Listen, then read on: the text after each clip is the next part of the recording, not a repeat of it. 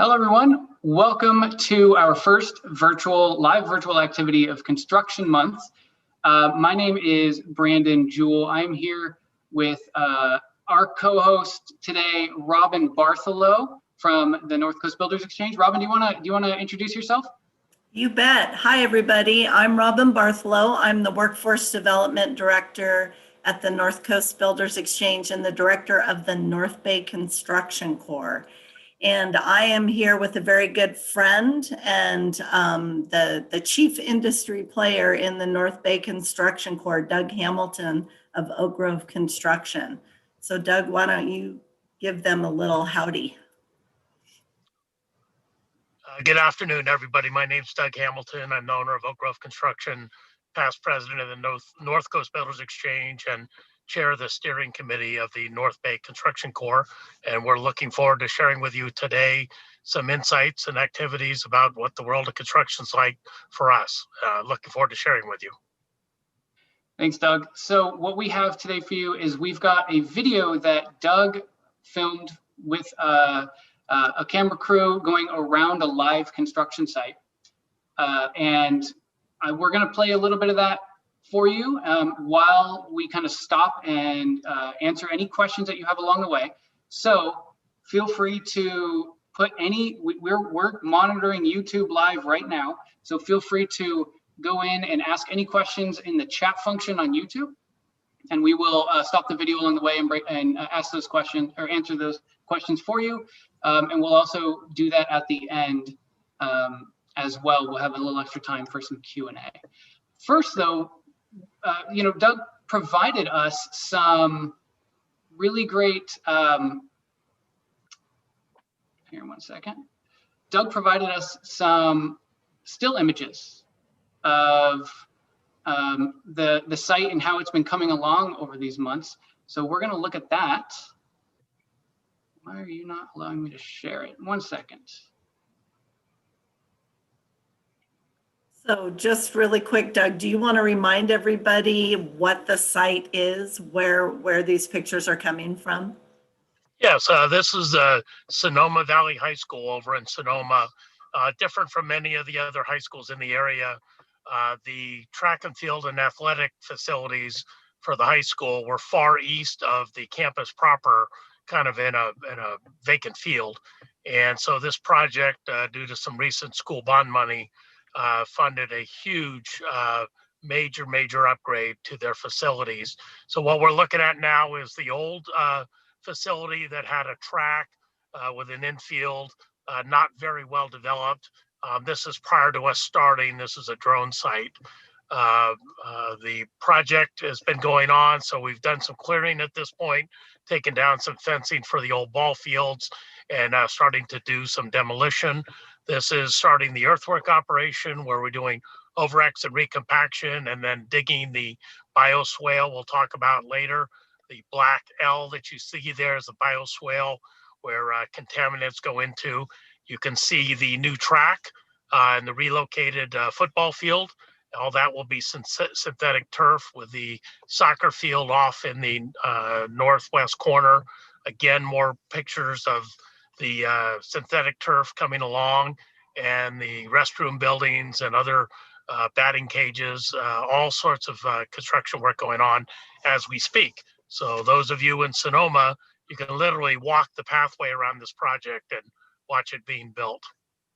So in this corner, in the top corner there, that's a baseball field, and am I right there? That's the soccer field up there. Oh, and the top is a soccer field, okay. Yeah. And then these posts that are on the right-hand side of this image here are batting cages. Correct. Will be batting cages. Yes. Very cool. And so, Doug, the soccer field, it doesn't have the same like black stuff on it. How come? The soccer field is going to be synthetic, and the football field, natural turf, and the football field will be synthetic, and they'll also play lacrosse on it. The football field is identical in many respects to what we did at Petaluma High School, at another facility there in Sonoma, and also at Casa Grande High School. So it's a major upgrade that the larger schools have been doing statewide. Great. So what I'm going to do now is I'm going to start playing the video here, and we'll let it go for a while. And if you have any questions come up, please feel free to ask it in the chat function of YouTube, and we'll pause the video and we'll ask Doug to answer some of those questions. So to start, you'll notice that I've got on safety equipment. Safety is a huge issue with respect to construction. I'll be talking about it as we go forward.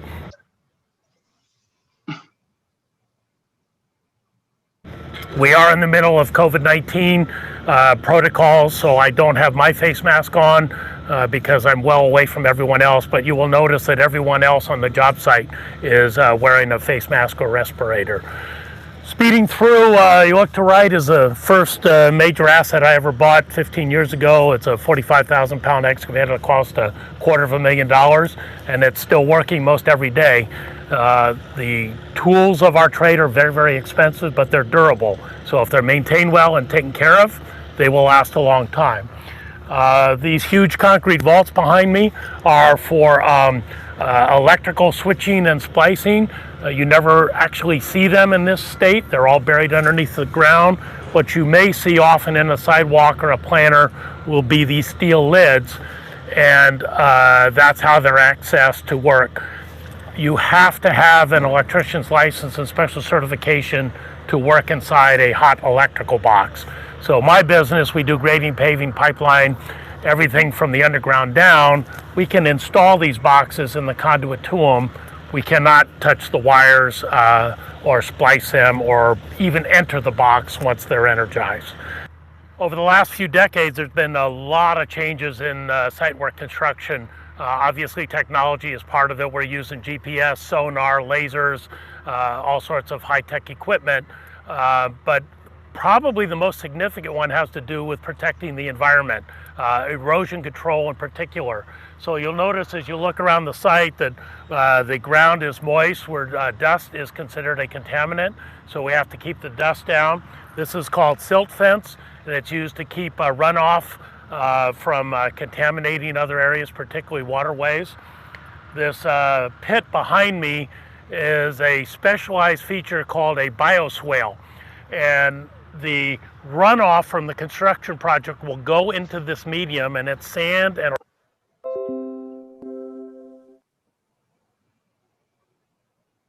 organics, and it will filter that water out. So any oils or pollutants generated off this project will go into this filter, and there's layers of fabric and specialty material, and that will pull all that out.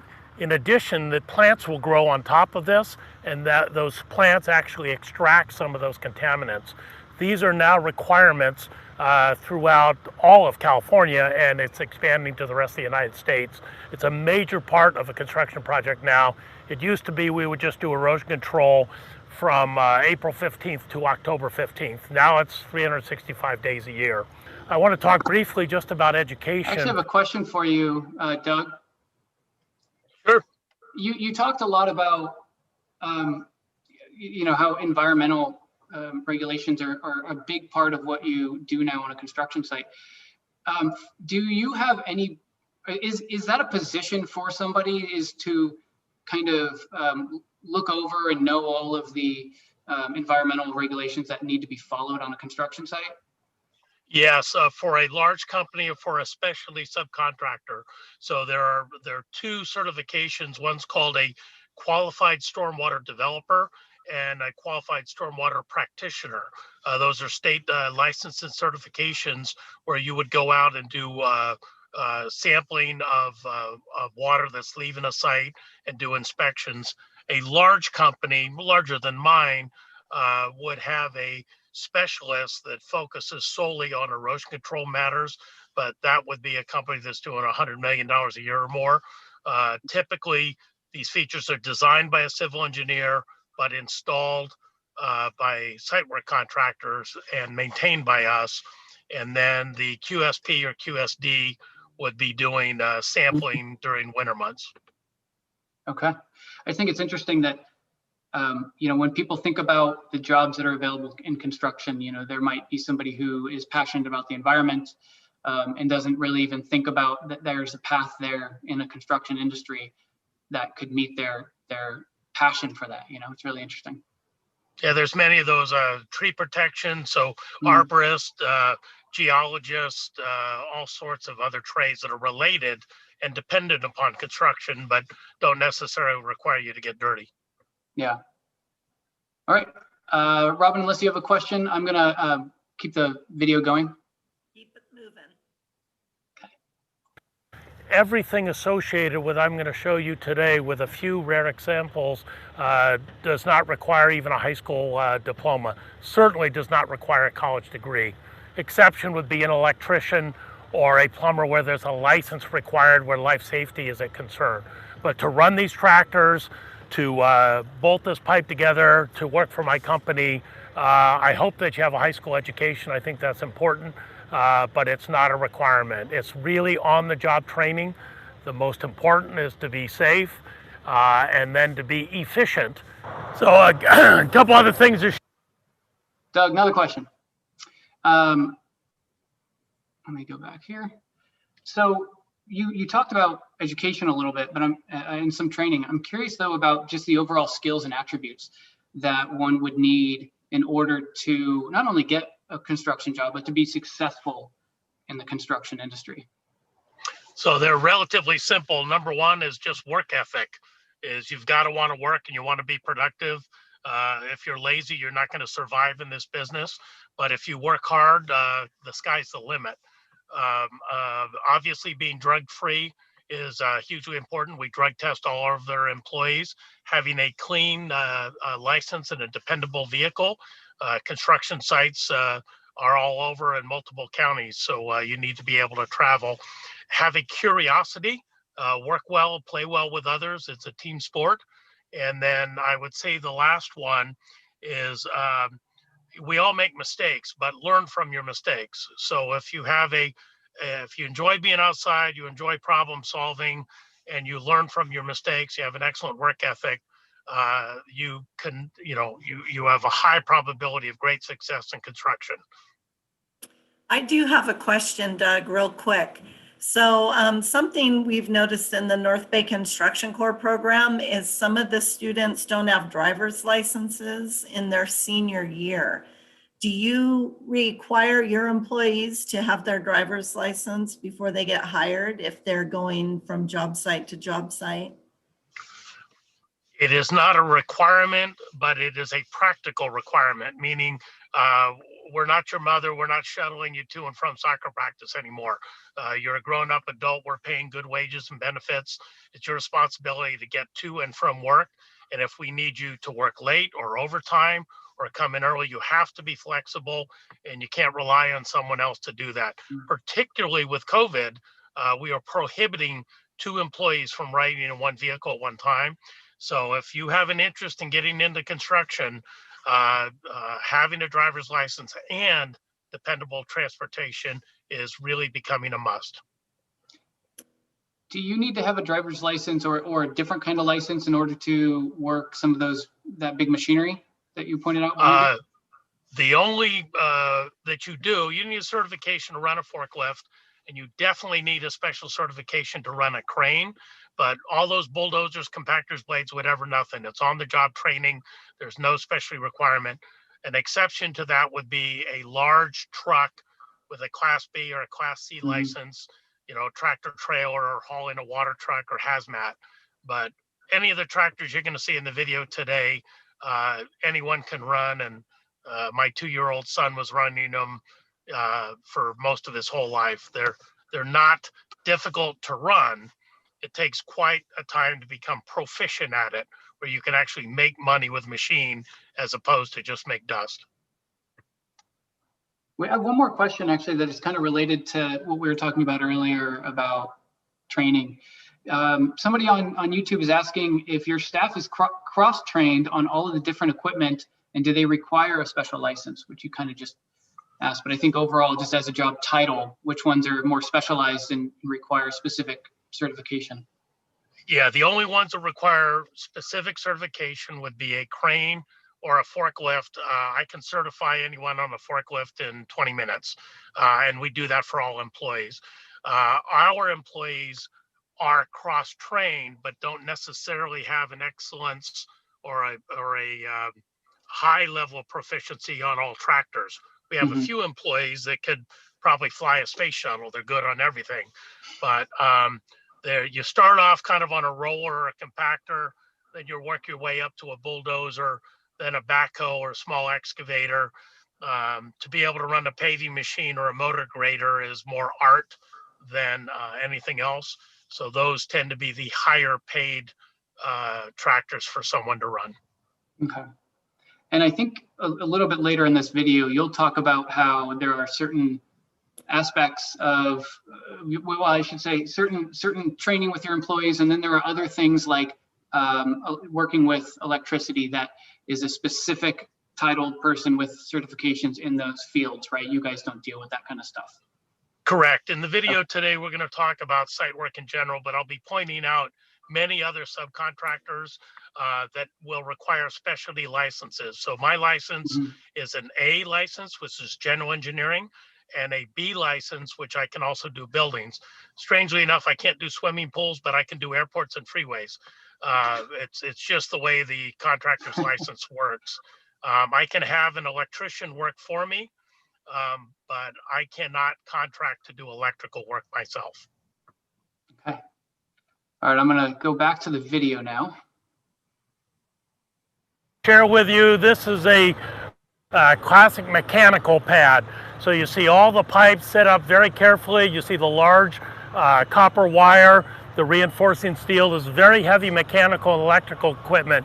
The location of the conduits has to be exact because they have to have separations on the wall in order for all the conduits to work.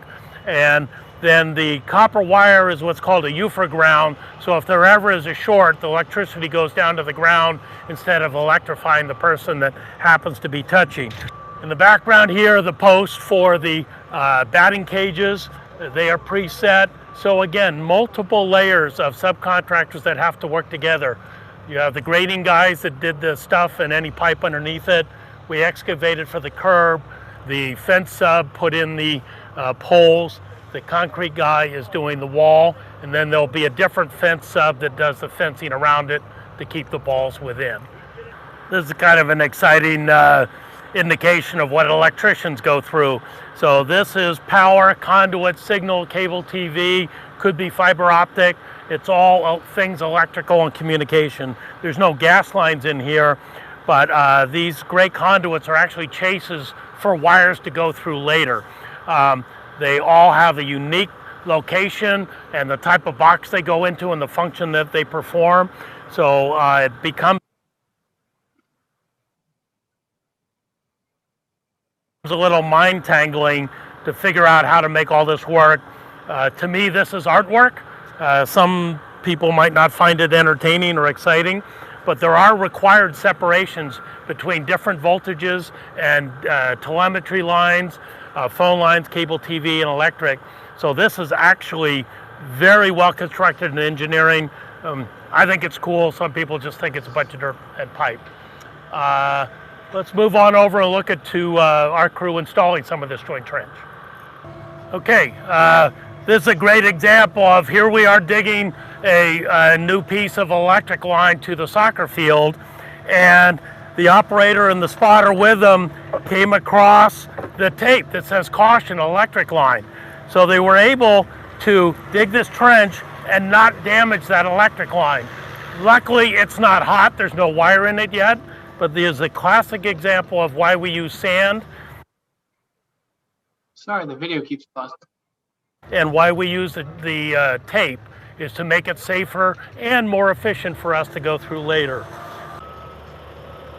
So this is the soccer field, and they're now currently installing the irrigation piping. So this actually will be real grass as opposed to the football field. It'll be synthetic. So they're just trenching and putting in their conduits. Again, getting compaction is important, but this will not get the drain fabric and all the other fancy stuff that the football field does, because you're actually going to have green grass going here. This will be higher maintenance, but often is quite preferred by soccer players to play on live grass. You'll see the perimeter curb here and fence posts, another indication of the interlap between disciplines. So a fencing contractor will do those posts, a concrete contractor will do the curb, we will do the rock and the excavation. The electrician might be running, and if we pan a little bit to your left, you'll see this concrete post. That concrete post will be a large tower lights for the stadium. Right now it's just a foundation, and the metal tubes of the tower itself slides over the top of that foundation. And then you see the conduits stubbed out of the ground temporarily now. Those will be the power wires and the speakers and the communication lines. In a sophisticated field like this, we will actually run telephone lines and data lines to the sidelines so the coaches can be talking to people up in the stands, much like a professional ball field. This is a very, very nice system. It will be in use for decades. Okay, so we're now down back to the infield again, which is a fairly elaborate system. There's a series of permeable pipes and drains underneath all this that was work completed earlier that you can't see. And then we had to compact the top of it and trim it off exactly using the GPS. And this is a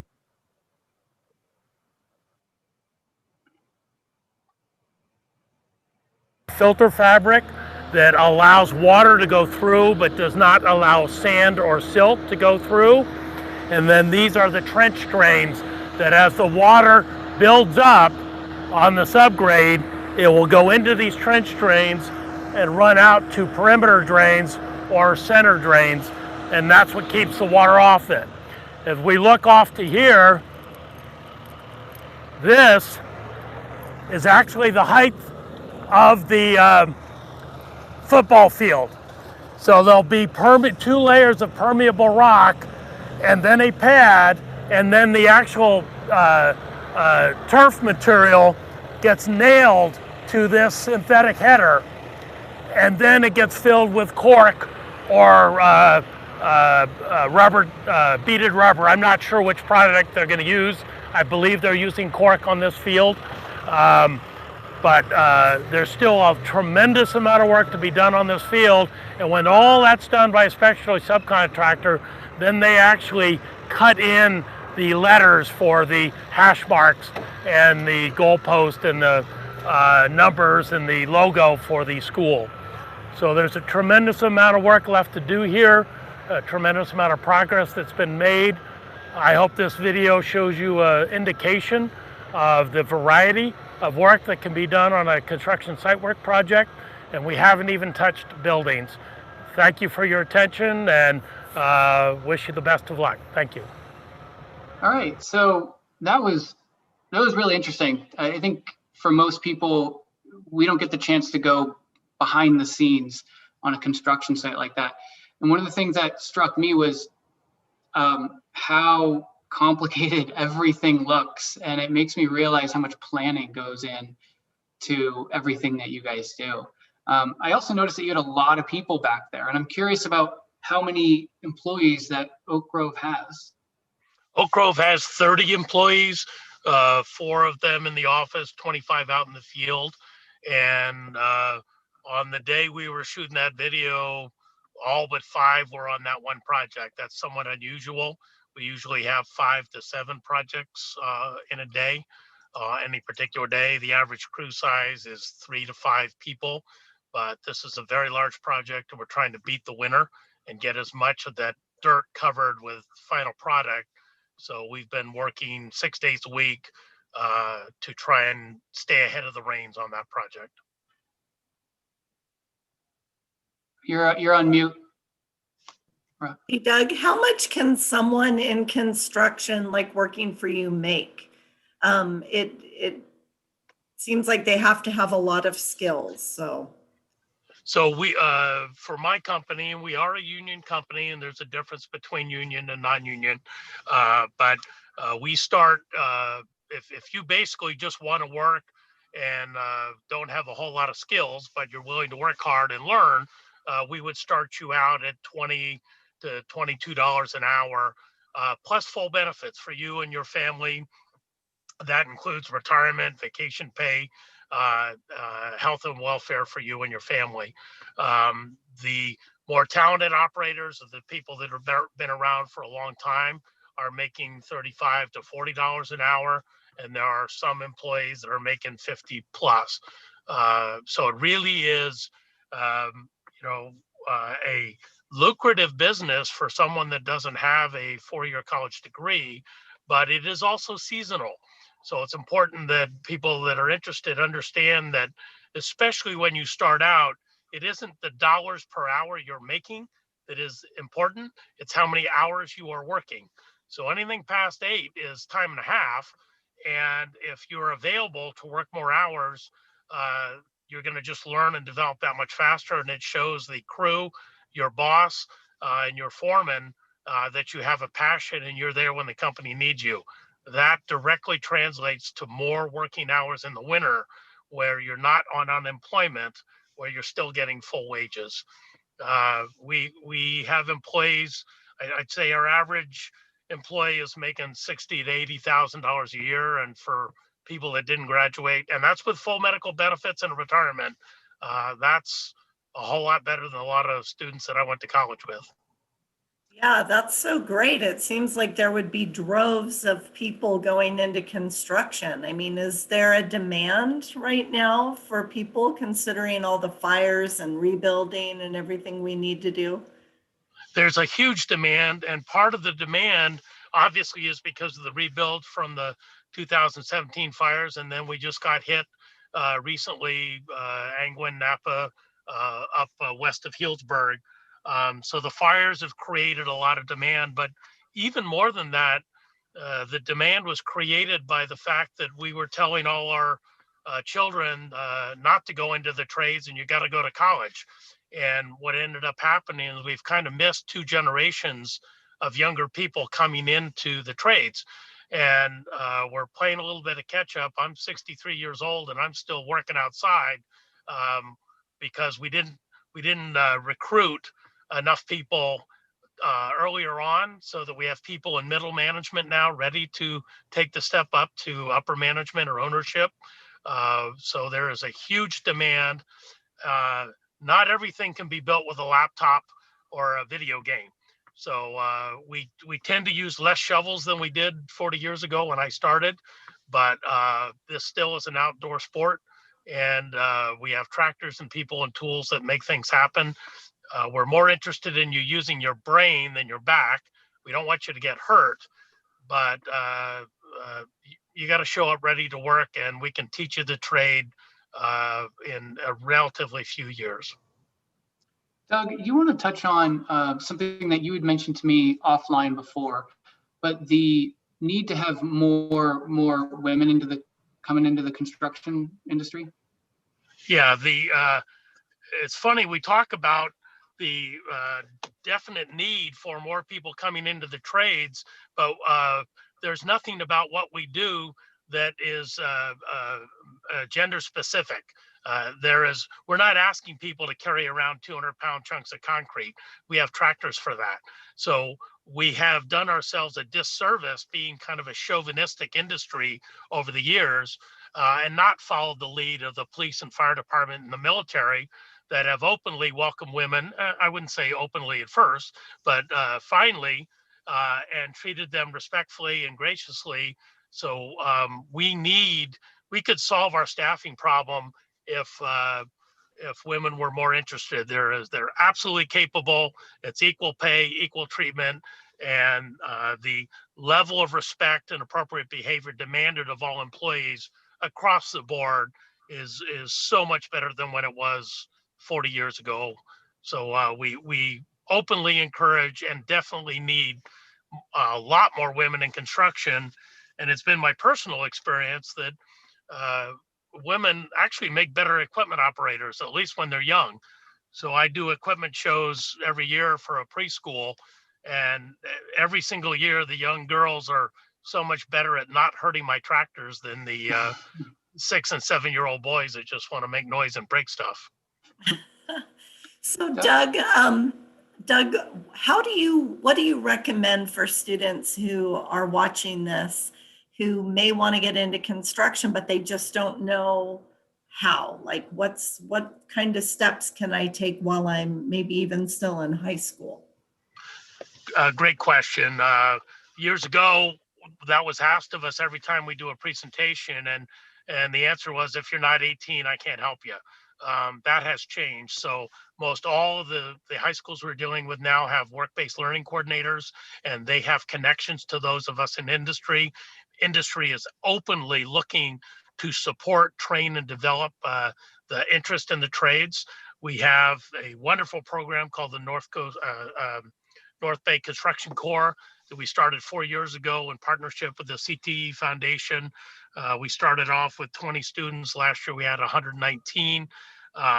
There are ways that you can get your foot in the door during high school now that were not possible 4 years ago. So the North Bay Construction Corps is an excellent one.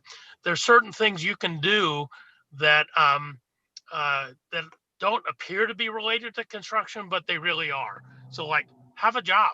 I don't care what it is. But if you're sitting home and waiting for mom and dad to pay all the bills, and they're paying for your car and your fuel and your insurance and your cell phone, and you're not volunteering your time, you're just hanging out, that is not going to impress an employer that is looking to hire you. If you're a honor student, if you're a exceptional athlete, if you're volunteering your time, if you're raising sheep or cows or pigs for FFA, we are looking for young adults that are engaged and committed. The trade we can teach. We can really do it quickly. And we found that the graduates of the North Bay Construction Corps have been getting multiple job offers with 6 months of training, 2 hours once a week. So get on a job site with us, and in 2 seasons, you'll be a seasoned professional. The challenge is getting on that job site. So one of the things I've seen with young adults, and I hate to separate myself from generations, but I'm an old guy, is that when you turn in an application, don't just do it online, don't do it blindly, and then don't assume nobody wants to hear from you. Follow through. If you have an interview, send a thank you card. Look at somebody's website or talk to somebody before you go into the interview.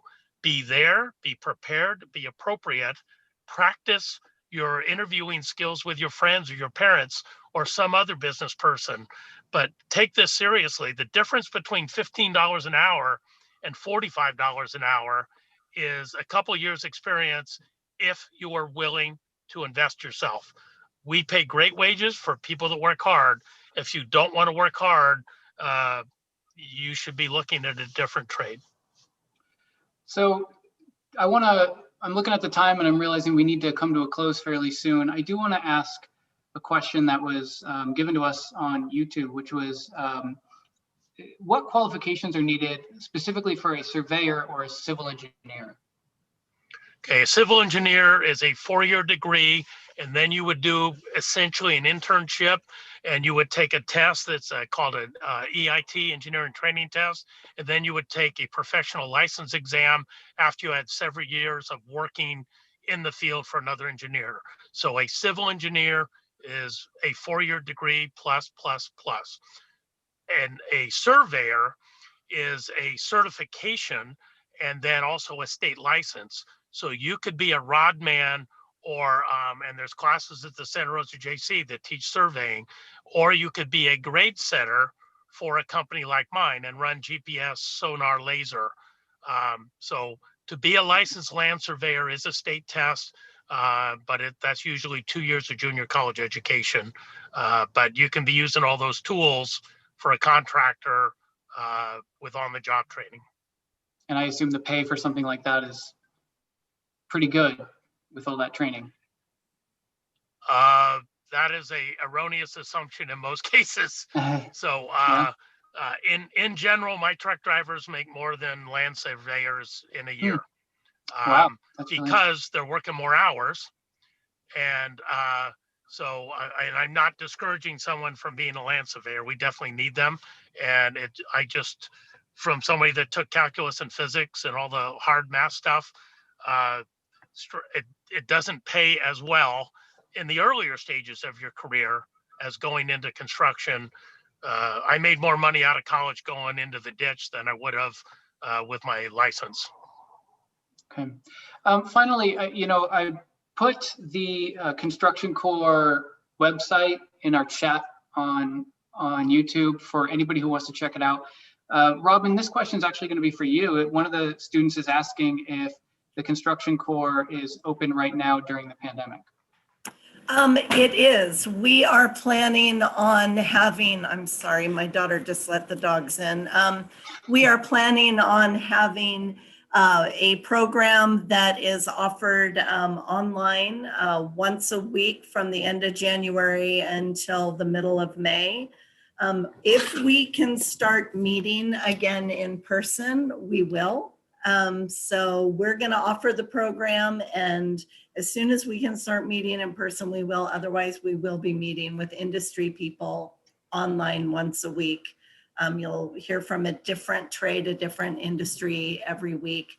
And then if you make it through the Corps, at the end, there's a boot camp for 2 weeks, which will be in person and will probably include temporary 2-week placements of students with local construction companies. So okay. Yeah, we're marching forward here. Brandon? So, yeah. I just want to bring up one thing that was unusual is with COVID, obviously it's affected construction corps, but construction workers were deemed essential workers.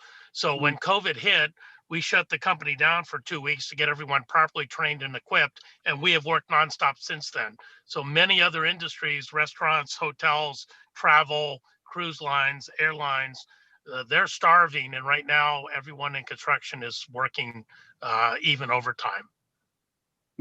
Yeah, that's a really good point. So as we wrap up, I do want to let everyone know that if you are interested in exploring construction careers further, obviously the North Bay Construction Corps is a great place to start. But even just a little bit easier, if you just wanted to see a little bit more of the construction site that we just saw in that 10-minute video, Doug made a 30-minute video that goes through a lot more of that site. And I think it's a really interesting watch if you're interested in seeing all of those different aspects of a live construction site. So I am I just now added that link into YouTube. So check it out right there. Thank you so much, Doug, for not only making that video for us, but taking the time to meet with us today and share your thoughts and your knowledge of the construction industry. Robin, I want to thank you for being my fellow co-host and also telling us about the Construction Corps. Yeah, so, thank you, Brandon, for putting these on. These are great. Yeah, thank you. All right, well, that will be it. We hope you all have a wonderful day, and thank you again.